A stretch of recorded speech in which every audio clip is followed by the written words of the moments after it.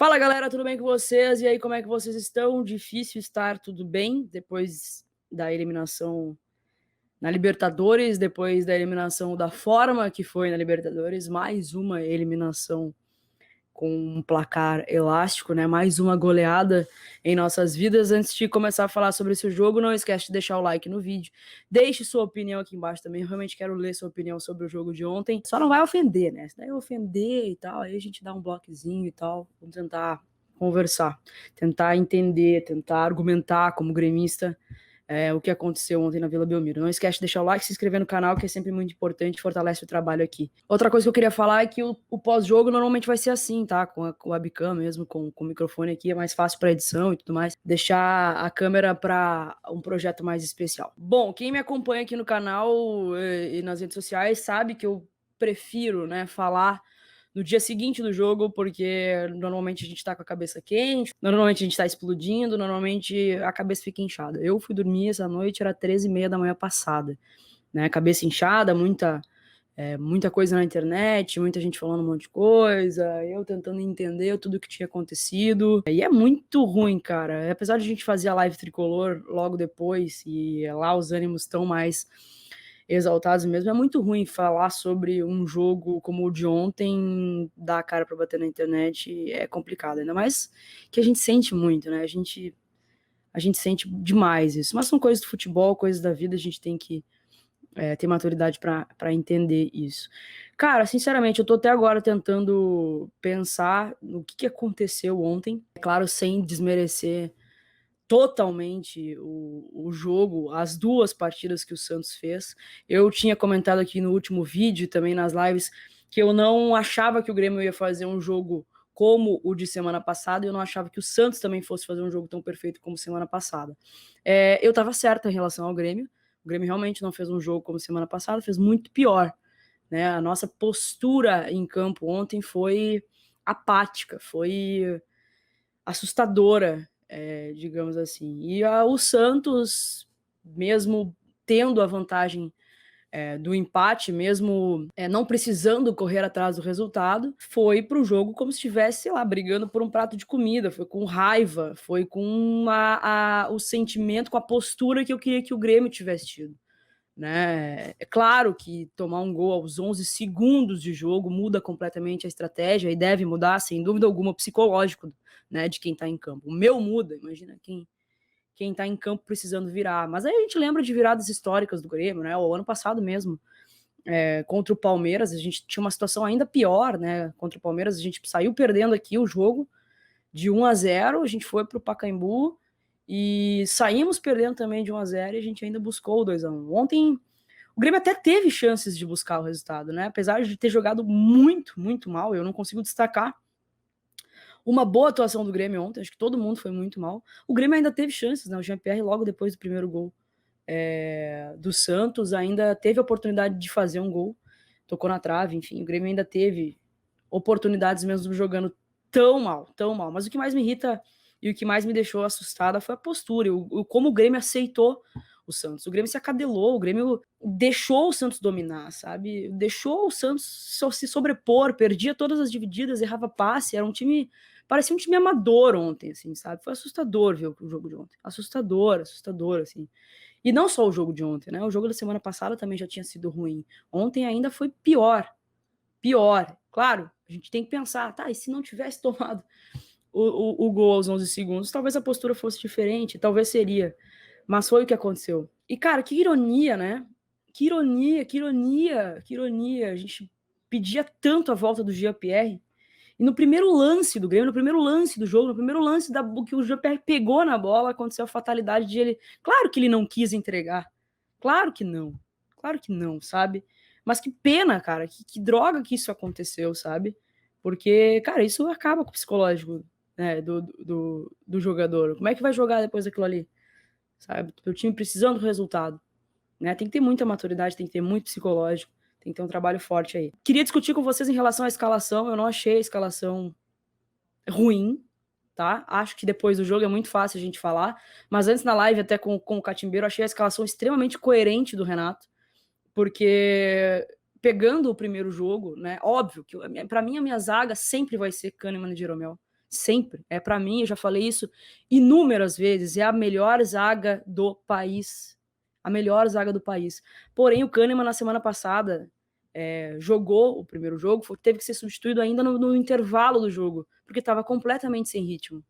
Completamente sem ritmo. Ele tinha ficado um mês sem jogar, né? E além de ter ido para a seleção, ainda tinha sentido um desconforto. Então, achei coerente ter colocado o David Braz. Mas acontece alguma coisa com o David Braz quando joga contra o Santos que, cara, é inexplicável. Ele parecia extremamente vulnerável, tonto no jogo ontem. Tonto. Eu cheguei a falar na live tricolor de aquece com o Catimbeiro. Gostei da escalação do David Braz, porém, espero que ele tenha psicológico para jogar contra o Santos, porque a última vez que ele jogou contra o Santos, ele fez um pênalti e foi expulso. Na Vila, né? O jogo na Vila Belmiro, porque ele tinha jogado na semana passada já. Que acontece, eu não sei lá, o que acontece dele jogar na Vila Belmiro? Porque ele tava tonto ontem. Acho que o primeiro gol foi uma fogueira do Jean ali, a recuada foi inesperada, mas eu acho que o David Braz poderia ter pelo menos se jogado na hora do chute do Caio Jorge, enfim. Tava tonto. E depois daquele jogo, depois daquele gol, o time inteiro ficou tonto. Tonto, mas tonto. Que eu tô até tonta. Eu tô tonta até agora. Tô que nem o Grêmio ontem. Tonta. Pra tentar entender o que aconteceu. Voltando pra escalação, só pra terminar da escalação. Darlan e Matheus Henrique, né? E aí é onde eu acho que falta coerência da galera às vezes, né? Na semana passada, o Darlan não estava. Todo mundo, inclusive eu, né, falei que uma das mudanças desse meio-campo do Grêmio, de ter jogado tão bem os últimos 18 jogos, era pela entrada do Jean-Pierre, sim, mas também pela contribuição que o Darlan dava ao meio-campo e também até uma liberdade para o Matheus. Quando o Maicon joga, o Matheus tem que correr um pouco mais. E eu fala aqui uma fã do Maicon, né? O Maicon, infelizmente, não tinha condição ontem, não. Mas todo mundo falava, né? Pô, semana passada todo mundo gritando no Twitter, bota o Darlan, bota o Darlan, bota o Darlan. Ontem não funcionou. Mas pela escalação, antes do jogo acontecer, antes da merda acontecer, tava todo mundo concordando. Darlan e Matheus Henrique. Pelas laterais, Diogo Barbosa e Orejuela, se a gente for fazer uma pesquisa rápida na internet aí, a gente vê o quanto a torcida pedia essa dupla de laterais, né? O quanto a torcida queria essa dupla de laterais. Ontem ela esteve em campo. Não tô colocando aqui a culpa nas laterais também, acho que foi um conjunto total, mas enfim, é só para rebater a escalação, né? Que todo mundo questiona a escalação agora. Em relação ao Ferreira, eu acho que o maior divergência, o maior ponto assim, construtivo dessa análise, assim, acho que ontem ficou mais do que comprovado que o Ferreira é o substituto do Alisson. Enquanto o Alisson não tiver em campo, o Ferreira deve ser o titular, né? E eu ainda entendia a não escalação do Ferreira, porque a gente tinha Diogo Barbosa, Orejuela e ainda mais o Ferreira ia comprometer um pouco mais a marcação. O Ferreira é um jogador meio ousadia e alegria, que vai para o ataque, que dribla e tudo mais, mas não recompõe muito bem. Então eu entendi a escalação do Luiz Fernando. Né? Então, assim, para mim a escalação de ontem, ela não foi um absurdo. Foi a campo ontem o que muito torcedor pediu, né? O que muito torcedor pediu, pô, Darlan no meio campo junto com o Mateuzinho, laterais Orejuela e Diogo Barbosa, vão para cima e tal, não sei o quê. E é claro que o Kahneman, cara, o Kahneman me doeu ver a cena do Kahneman dentro do banco ali, com uma cara... A cara do Kahneman é a cara de todos os gremistas. Mas na semana passada ele não tinha ido bem. Tanto é que foi substituído nos primeiros 45 minutos. E é fácil falar depois do jogo. Óbvio que ficou mais do que comprovado que o Kahneman tinha que estar em campo ontem. Mas é fácil a gente falar depois. Né? Fácil. É confortável a gente falar depois. A gente tem que analisar todo o contexto. E é isso que me chateia em relação ao torcedor. E aí a gente se pergunta, né? Tá, se a escalação foi coerente, se a gente tinha o melhor em campo, por que a gente tomou uma goleada do Santos? Primeiro que eu acho que a gente tem um grande defeito na nossa torcida de não reconhecer o mérito do adversário, sabe? Eu não acho que o Santos tem um time melhor que o do Grêmio. Eu acho que, ao contrário, inclusive, eu acho que o Grêmio tem mais elenco que o Santos, mais estrutura, né, de clube que o Santos hoje. O Santos passa por dificuldades tremendas, mas ontem não prevaleceu a qualidade, ontem prevaleceu a vontade. Ontem prevaleceu quem queria mais, e o Santos quis mais, não só ontem, mas também no jogo de ida. E eu acho que pode ter sido uma soberba nossa, assim. Porque eu acho que quando a gente não reconhece os méritos do adversário, o time que o Cuca montou, o Cuca deu um nó no Renato nos 2 jogos. A gente acaba entrando nessa soberba. Eu acho que sim, é uma vergonha, realmente.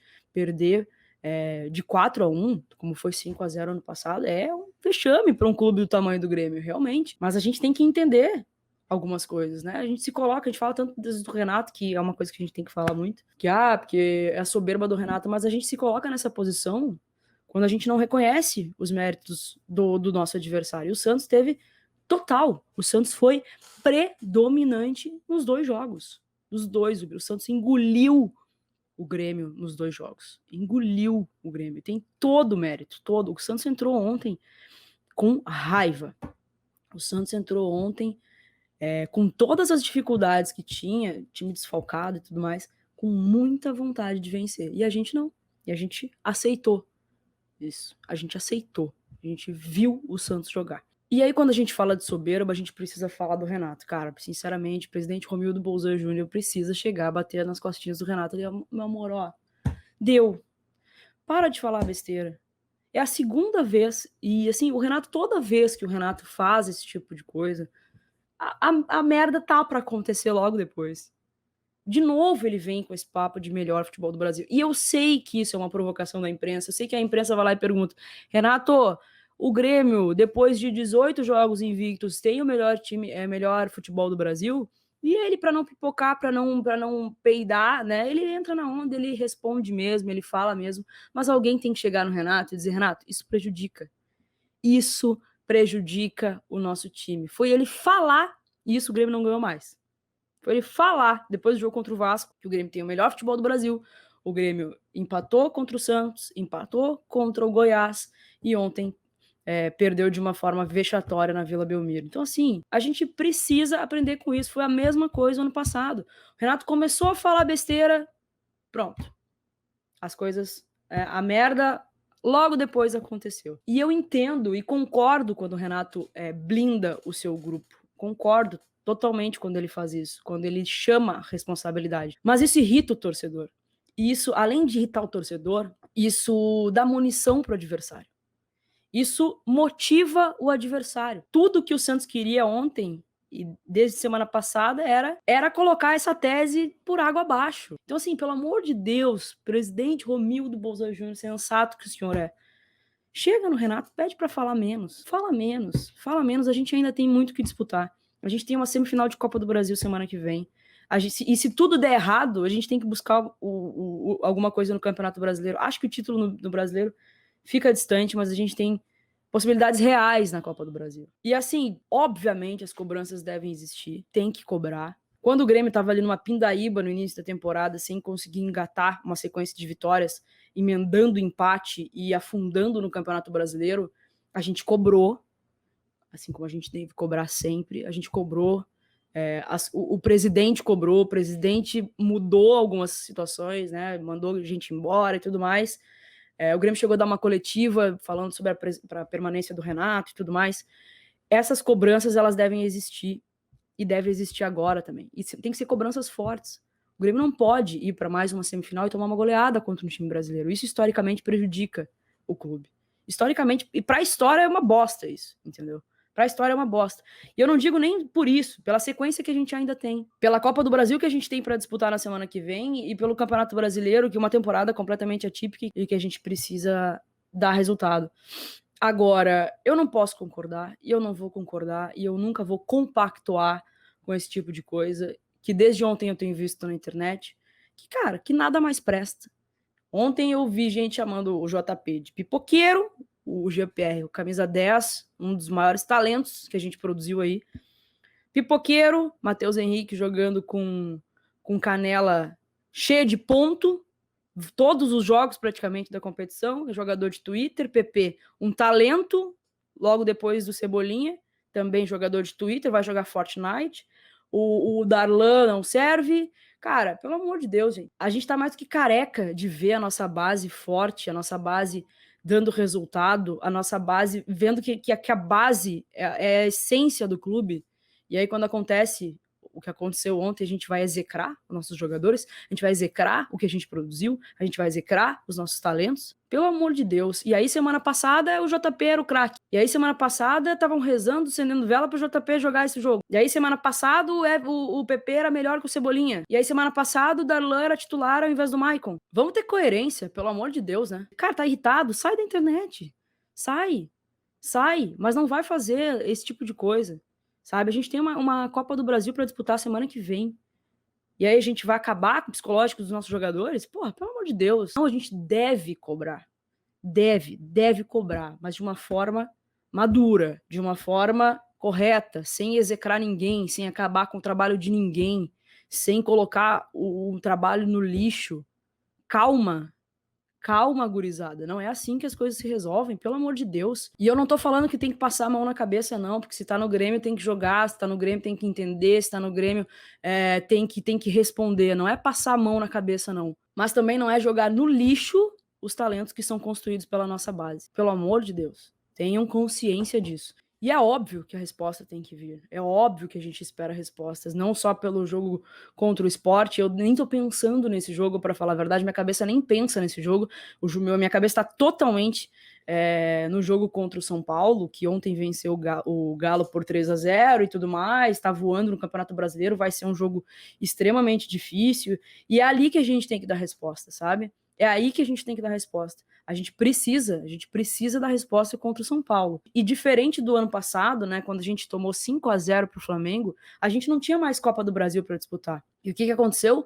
O Grêmio acabou dando uma resposta extremamente positiva depois de 2 golpes duríssimos que a gente tomou ano passado, que foi a eliminação da Copa do Brasil, que para mim foi aquela ali, quase que caiu um prédio na minha cabeça, e depois a eliminação vexatória de 5-0 pro Flamengo. A gente, logo depois daqueles 2 tombos, a gente emendou uma sequência de 6 vitórias no Campeonato Brasileiro. Então, assim, eu espero que depois do tombo gigantesco de ontem, a gente tenha a mesma maturidade, a gente tenha a mesma consciência, a gente entenda onde a gente está jogando para dar uma resposta logo depois. Porque não tem nada perdido na Copa do Brasil, a gente nem jogou ainda. Vai ser um jogo duro, vai ser um jogo difícil, a gente vai jogar contra uma das melhores equipes do país, que, né, por resultado, é líder do Campeonato Brasileiro. Essa resposta a gente tem que dar. Essa resposta a gente precisa dar e a gente precisa, obviamente, cobranças devem acontecer, principalmente em relação ao Renato. A gente precisa de uma resposta contra o São Paulo, mas a gente não pode execrar ninguém. A gente não pode colocar no lixo talentos que a gente mesmo produziu. Desde ontem na internet tá um absurdo gremista brigando com gremista, com coisa que eu nunca vi na vida. E isso eu acho errado, gurizada. Isso eu não concordo. Não esperem de mim que eu vá incendiar uma crise, não é o meu perfil. Eu não faço isso. Quem me acompanha aqui sabe que eu tento ser mais sensata possível. Quando tem que cobrar, eu cobro. Quando tem que falar, eu falo. Mas eu não vou... Eu preciso analisar as coisas com coerência. Então, assim, essa é a minha forma de trabalhar. Eu prefiro ser coerente com aquilo que eu acredito, e tentar analisar de uma forma construtiva, né? Que seja bom para o clube, e se for bom para o clube, consequentemente, vai ser bom para nós também, para que a gente fique feliz. Não acho que tá tudo errado, acho que foram 2 jogos assim que a gente tem que, cara, botar, ó, todo mundo sentadinho, olha aqui, ó, olha a merda que vocês fizeram. Sabe quando criança faz merda? As cobranças devem acontecer, e cobranças fortes. Não é normal e não é aceitável que o Grêmio seja eliminado mais uma vez de uma forma tão acachapante, de uma forma tão, sabe, vexatória, de mais uma goleada para um time brasileiro numa Libertadores. Esse trabalho ele tem que ser feito. Ele tem que ser, a gente precisa refletir sobre isso. E as coisas têm que mudar a partir disso. Não é bom para nossa história isso. Não é bom, mas também não posso pegar isso aqui e colocar todo o trabalho feito no lixo. Gurizada, eu acho que é isso, tá? Eu não anotei nada aqui para falar, eu só simplesmente liguei a câmera e saí falando tudo que eu penso sobre essa eliminação. Quero parabenizar os torcedores do Santos. Vocês jogaram de uma forma que eu queria que o meu time tivesse jogado. A gente fez a live com a Nájila aí, ela deve estar em êxtase. Eu estaria. O Santos foi perfeito nas 2 partidas. E vocês têm muito o que comemorar. Aos torcedores do Grêmio, gurizada, sei que tá todo mundo triste. Tô arrasada, tô tô com olheira de não dormir. Essa eliminação vai doer bastante ainda, mas eu acho que a gente tem coisas grandes para disputar. Eu acho que a gente tem que refletir, sim, e lá no final da temporada a gente tem que refletir também sobre tudo o que aconteceu nesse ano louco de 2020 e reavaliar o trabalho pro ano que vem. Mas eu sinceramente acho que a gente tem coisas grandes ainda para disputar e eu me preocupo realmente com o psicológico da gurizada para os próximos jogos. Gente, eu não queria ter feito um vídeo tão longo, mas acabou ficando. Só para lembrar que tem resenha gremista hoje, a partir das 9 da noite. Eu, Bagaça e o Noteg, também youtuber produtor de conteúdo aqui de Grêmio. Vocês devem conhecê-lo. Ele vai estar com a gente no programa hoje. Não esqueçam do like, quero realmente ler os comentários de vocês aqui embaixo, tá? E não se esqueçam também de se inscrever no canal, que isso ajuda demais. Um beijo, fiquem bem. Eu vou tentar ficar bem, porque eu tô tonta ainda. Tonta, confesso pra vocês. Tô tonta ainda com a eliminação de ontem. Beijo.